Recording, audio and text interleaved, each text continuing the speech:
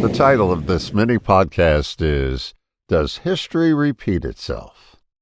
You know, when you stop and think about it, history is really just a record, a collection of past events. It doesn't actually live or breathe. It only comes to life when we project ourselves onto it. So, does history really repeat itself? Well, not exactly. But the patterns of human behavior do. And that's what causes the same kind of events to show up again and again. It reminds me of some personal history. Back in 2011, our area got hit by a hurricane that knocked out power for days. Everything stopped. No lights, no TV, no computers. Just candles, cards, and conversation. I even found myself playing 500 Rummy, something I hadn't done in years, and by candlelight, no less. We went to bed earlier, read by flashlight, and just slowed down.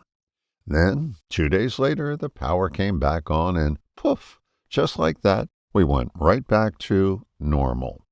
That got me wondering, how many times do we go through something tough, say we've learned from it, and then slip right back into the same old routines? If we go back to the way things were, did we really learn anything? Logic tells us we should take a good look at what got us here, make a plan, take precautions, prepare better next time. But logic doesn't run our lives. Our routines do. Most of us return to the familiar, and those painful lessons become less like teachers and more like ghosts of the future. Just like the power had to go out before we changed our behavior, sometimes we have to interrupt our own routines to find a better way forward. Interruption, that's the key. It's the spark that leads to change. But here's the catch. One interruption, just like one hurricane, won't do it. Change only sticks when we interrupt those old habits again and again and again. That resolve delivers the glow of spit-shine boots you see in the military. You see, in boot camp, you're issued boots with dull, porous leather. Your job is to get the toe to shine like patent leather.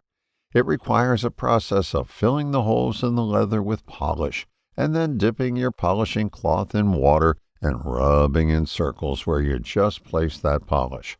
Then you repeat the process again and again and again. More polish, more water, more rubbing. You keep rubbing in circles, and it seems like the shoe will never shine, until that one moment when you see a portion of the toe begin to look like black glass.